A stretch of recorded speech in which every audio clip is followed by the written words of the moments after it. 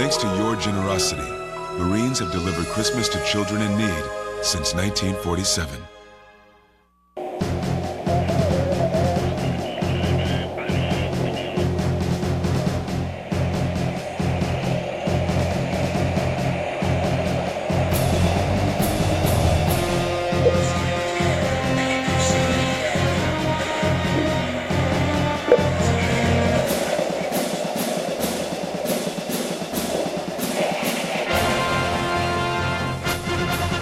Welcome to this month's Salute to Service, and with me today I have Mr. Bill Williams. Bill, welcome to the show. Good to have you here. So Bill, you grew up where at? Well, I grew up in Cleveland. Cleveland, Ohio? Okay. Moved out here to Medina? Well, we moved to Garfield Heights. I graduated from Garfield High School. Oh, okay. And then I got married to my wife, and we lived in Maple Heights. And Was this before you joined the service or after? it was just we had the wedding set for October. Okay. And I got my draft notice like in August. Oh, wow. So it was pretty close. What year was that? 69. 1969. And in order to make the wedding, because her parents laid out a lot of bread, and so did my parents, me. Right. And in order to make it, I had to join the Army instead of being drafted, because being drafted, I'd have went right away. Oh, yeah. So you went out and enlisted. Yeah, and I got a deferment until December. Okay. So I got married, and then I went right into basic training in December. So, and where did you go for basic training? Fort Campbell, Kentucky. Fort Campbell, 101st Airborne, huh? Wow, gee. So 1969, you said, right? Yes. So what was basic training like in 1969? It was pretty rough, Yeah. especially during January and February. Down at Fort Campbell. Yeah, it still gets cold down there. Most people don't realize Yes, that. it does. Is any snow while you were down there? Or? Very little. Very little, Mostly frost. Yeah, it does get chilly though. So how long was basic training for you, remember? 5-6 weeks. 5-6 weeks. And what was your most memorable thing that you remember about basic training? It was cold. It was cold? I did get food poisoning a couple of times. From eating down there from the mess hall or something like that? Yeah, mess hall chicken. How'd you feel when you get out of basic training? Most folks feel like you could do anything because of all the stuff they run you through. How'd you feel coming out? We all had kind of like the John Wayne syndrome. Mm-hmm. You learn how to do hand-to-hand, and you can kick anybody's butt. But Right. There you go. It's not really true. Drill sergeant, don't go to the nearest bar and think you're going to beat everybody, because it ain't going to happen. Right. So where did you wind up going to learn for your advanced training, to learn your job? AIT, I went to Fort Leonard Wood, Missouri. Okay, that's a big change. Did you go right from Kentucky to Missouri? Yes. And so it was really cold up in Missouri, I assume, at that point. Yeah, it was cold there too. We were right on the Little Piney River. Yeah. And my MOS that I was training for was 51 November 20, which is Water Purification Specialist, or Water Supply Specialist. Right. And we used an ertolator, which is a huge truck with a water plant built inside of it. And both my MOS and the truck today, they're both obsolete. They're gone. Just like me, I'm almost obsolete. No. So basically, yeah, it was a truck with a purification system on the back. You run bad water through it, and good water comes out. Right. It was a coagulation system where sometimes the water was too clean. You had to throw mud into it to get it to coagulate. Oh, okay. And we used various chemicals. And then once you put it through the filter, you had like a big swimming pool out next to it, and it filled the swimming pool up. With potable water, drinkable water. Correct. Wow, that's pretty cool though. So Missouri, it's funny you mentioned Kentucky and Missouri both being cold. The Army doesn't have good real estate anywhere. It's not like not like San Diego where the Navy's at or anything, right? Yeah. So how did when you came out of AIT? I assume you came home for a bit and got your wife, or did you leave her here in Ohio? Yeah, my assignment next was at Fort Riley, so I got my wife and our belongings and throw it in a trailer, and down to Kansas we went. So did you come home though? You came home and got her, right? Yeah. Mm-hmm. So in Kansas, more great real estate, right? Oh yeah, it was flat. Yeah. Everything's flat. And being in the water supply, the Army put me in the fire department. It had something to do with water. Okay. Yeah, I guess it does. They don't really need purified water, though, do they? No, but to use water in the You fire got the department. pumpers and stuff like that, yeah. So I was on the fire department there in Fort Riley, and my wife was living in Manhattan, Kansas, which wasn't too far from Fort Riley. Right. And it seemed like we worked every 24 on, 24 off. And every time I was on duty, it seemed like a tornado would come through town when my wife was alone. But that was interesting. We fought grass fires, mostly dumpster fires, and once in a while a structure fire. Just on the post itself, right? Yeah, and then sometimes you get called out for an accident. Right.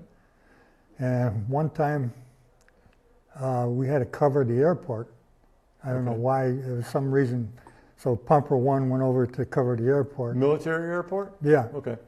And I think the crash trucks had to go cover something at Manhattan Airport. Okay.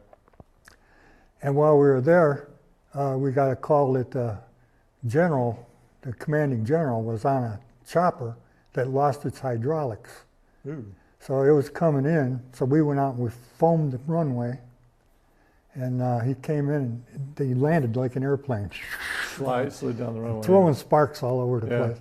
And they finally stopped. The general jumps out and he comes over and he hugs the fireman. He said, I never thought I'd be so happy to see firefighters. See a fireman, yeah. Wow, that's interesting. So it did like a running landing, they call them, coming in. Yeah. Right.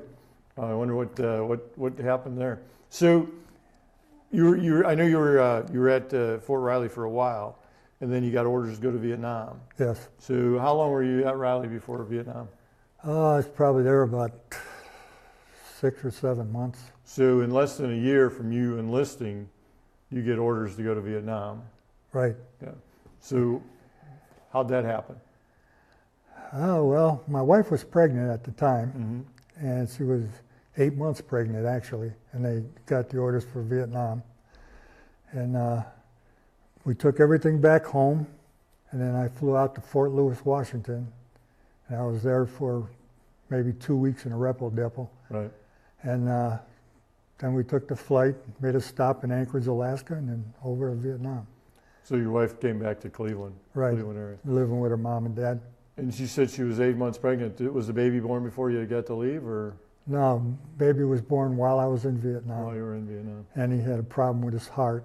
Okay. Oh, so that was your first one, yeah. And I got emergency Compassion. leave, Right. Come back. and I came home, and while I was in the airport at Cleveland Hopkins, they told me that he already passed away. Oh, sorry to hear that. So going to Vietnam, though, you were going over with a water purification unit or like a supply unit or something like that? What were you doing? Supposedly it was a critical MOS.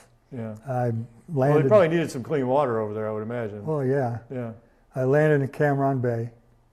Then that was a repo depot there, and then I got sent to Da Nang, another repo depot, and then up to Quang Tri Combat Base. And they didn't need me in water purification at the time, so because half of my MOS said supply, I ended up in a supply yard, and I was driving a huge forklift. And then they decided they needed a sergeant out to handle the water department, the water points. And I was a Spec 4, so they made me an acting jack sergeant and sent me to Khe Sanh. They didn't pay you to be a sergeant. They No. just gave you the stripe. Give me the stripes. He says, here, wear them like you got a pair. There you go. Yeah. So then I went to Khe Sanh, and I was up there for a little while. And then I got the news about my son having surgery, so then I came Came back. back home. How long were you over in Vietnam for? A little over 3 months. Yeah. And then when you came back, you got a compassionate reassignment. I was reassigned to Yeah, Fort that's Knox, Kentucky. So what was it like how old were you when you went to Vietnam? I was pretty old compared to the rest of the guys. I Yeah. was 22. Well, it is pretty old for back then. In fact, they thought I was CID. Trying to blend in a little bit. Right. So what's your most memorable experiences from Vietnam? And what's it like going, for a 22-year-old guy from Cleveland going over to Vietnam? I mean, 1970 or so is pretty much, the war's pretty much going on. I mean, it's not like... Yeah, we had the VC coming through the wire at night. In fact, the guy that was cutting our hair, the barber, was caught in the wire the following morning. Really? Yeah. So you really couldn't trust a heck of a lot of them. Yeah. That's no difference today. I mean, there's, the people you're hiring to do work for you are the same people getting paid to kill you at night some Right. places. So, It hasn't changed. Well, it's interesting. One time they needed a 5-ton dump truck with dead cord and explosives taken up to Khe Sanh from Quang Tri. They were asking for volunteers, and nobody's volunteering. So, because I was an AJ, I said, sure, I'll take it. Right. So I had a new guy that just came in country. He says, all right, shotgun. So we had to take this truck full of explosives past the rock pile. I don't know if you ever heard of a rock pile. No, it's a rock pile. It was just like somebody took a bucket full of rocks and made a mountain out of it. Oh, okay. And the VC would hide in there, and the road that went past it was right on the edge of a cliff. So as our trucks went by, they'd hit them with rockets and roll the trucks right down the cliff. So I had to take this load of explosives past that. And I was driving past there and heard a heck of a racket. And as I got past it, I see this Cobra come down. He did a dip in front of me, and off he went. He was guiding me past it. Guiding me through it, yeah. Did you have it? Were there any other trucks with you, or were you the only truck? I was the only one. Only truck out, so no security or anything? I didn't want to take a chance of being in a convoy. Yeah. So I wanted to haul by. You know? Yeah, because the convoy, they'll stop everybody if they hit one of the trucks. So you came back from Vietnam, and unfortunate incident with your family. Where did you go? Where did you wind up being stationed after that? Fort Knox, Kentucky. Fort Knox, Kentucky. And I was put in a supply room there. Okay. And because I had starched uniforms and shiny boots, they made me guidon bearer for all the formations and everything. And then the general decided he wanted a Vietnam vet who was strapped, so he took me away from that and made me his flag bearer. Oh, okay. Well, that's pretty good duty, though. You know? Yeah, that was nice. You get to work for the general. Yeah. So any like memorable, parades or anything like that you did? No, just basically retirement ceremonies and things like that. Yeah. And I had to stand like 2 steps over and 3 steps back with his flag. And one time the wind blew really hard and the flag hit the back of the general's hat and did one. Oh. And he laughed his backside off. But that's funny. So you had mentioned earlier about as a kid, doing parades down in Cleveland for Veterans Day, right? Yeah. And so your dad was a vet, I assume. Yeah, Dad was in the Army Air Corps. He was a staff sergeant and a crew chief on the B-29s. Wow. Over in Guam. Wow. So I was just reading this thing where they have the guns on the bottom of the B-29s. There's actually a place in Arizona you can go out there and you can get in it. They have this thing mounted on like some kind of platform, and you can get in there and it's like, of course you're not being shot at, but it's like you're in a real airplane and you can move it and shoot the 30 cals, I think, what was in them. And it's pretty costly. I think it was like $500 to do this for like 10 minutes or something like that. But it did look pretty cool to do because you get to move the whole bubble around and all that stuff. So yeah, you can't have claustrophobia and work in one of those. No, I couldn't imagine. That whole thing of being in an airplane like that and stuck in one of those glass bubbles. In Wright-Patterson, they've got a fuselage of a B-29. You can actually walk through. Go in it. And I had a duck all the way through it. Yeah. It was really I think it was probably cramped. full of bombs and everything else too. So Sidestep around the.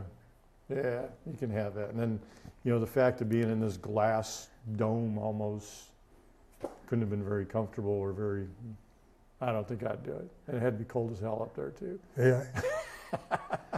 So Fort Knox. How long were you at Fort Knox before you got out? Probably about a year and a half.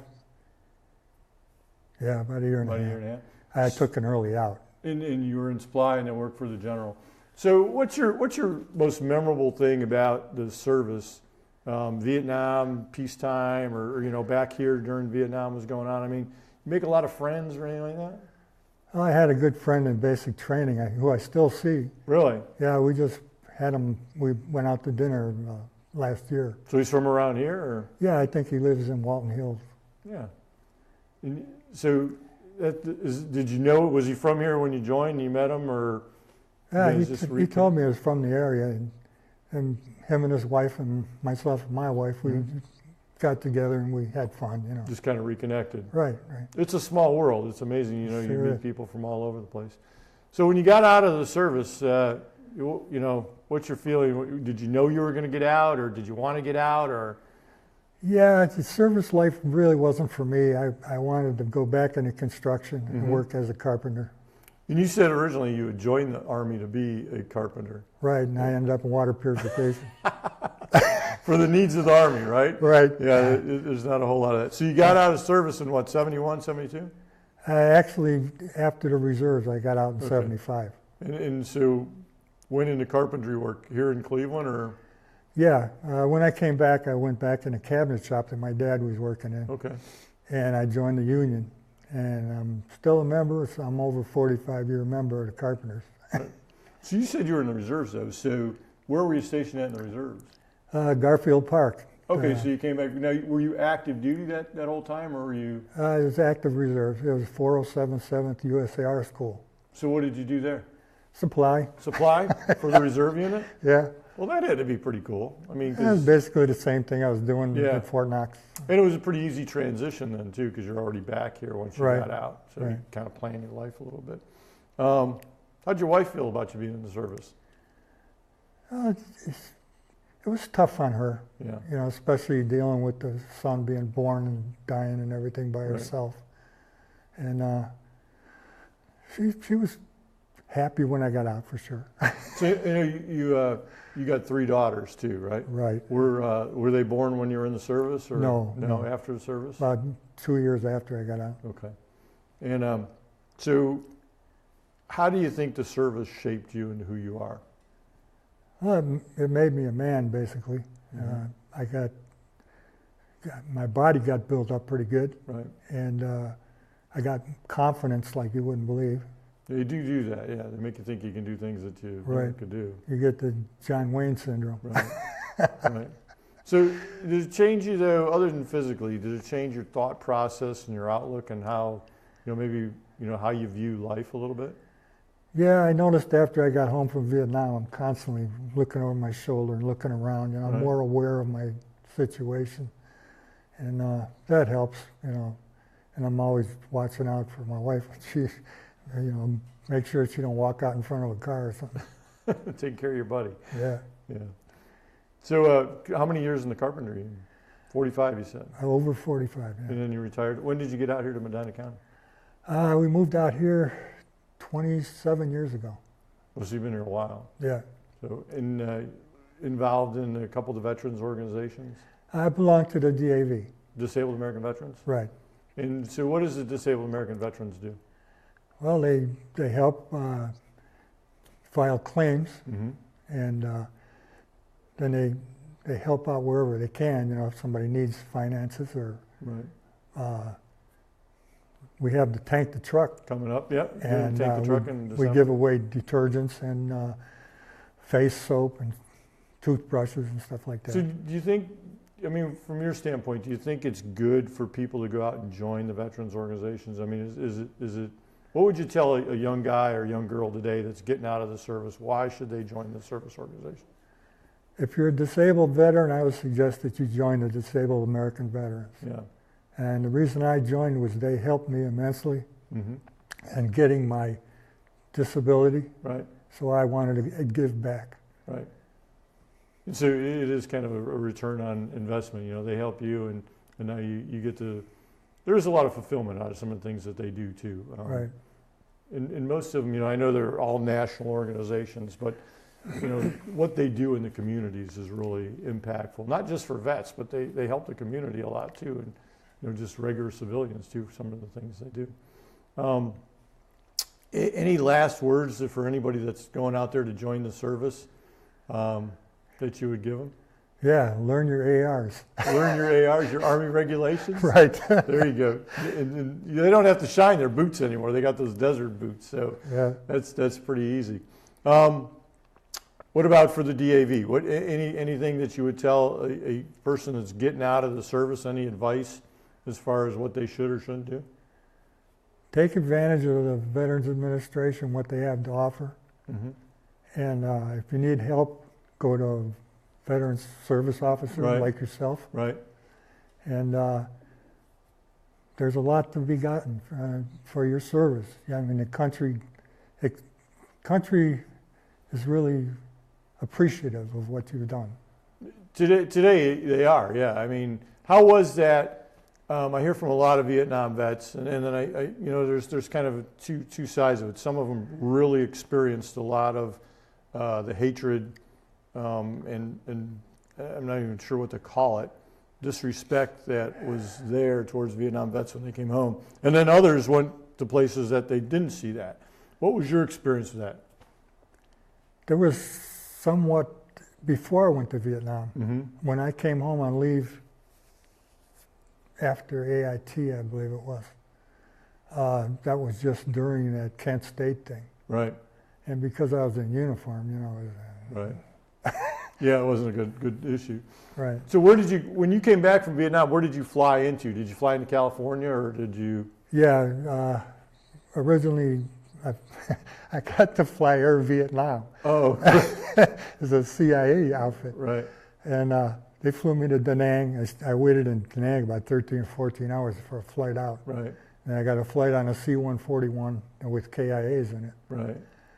And that flew me to Okinawa. And in Okinawa, I got a TWA, and that flew me to San Francisco.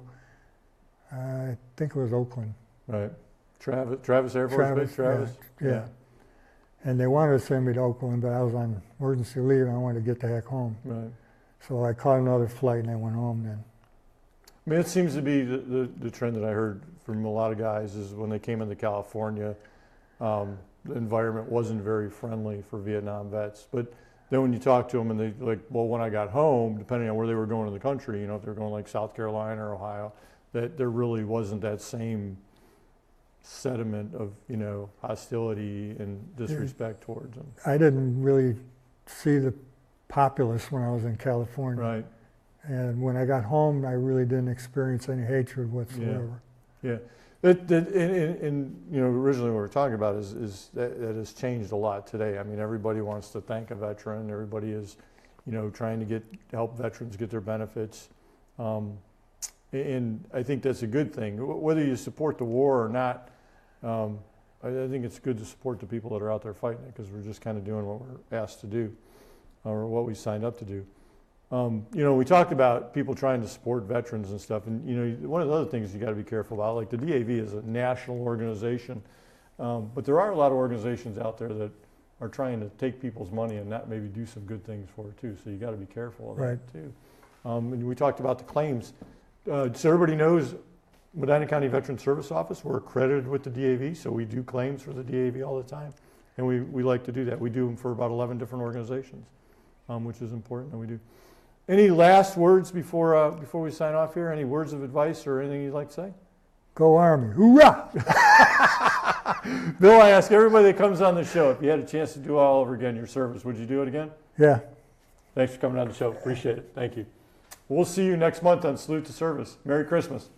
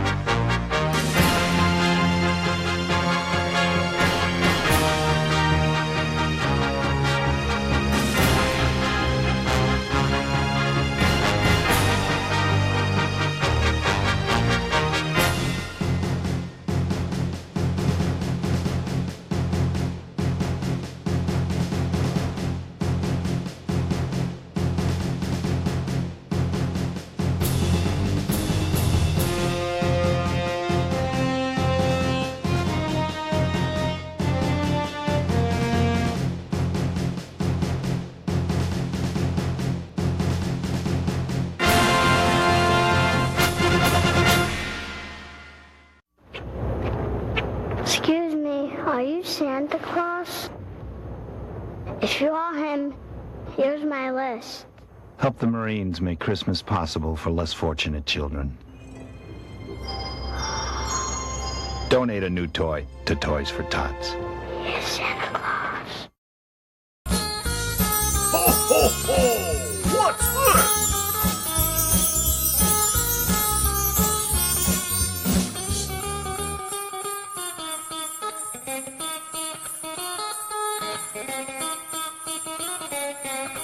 Merry Christmas and Happy New Year!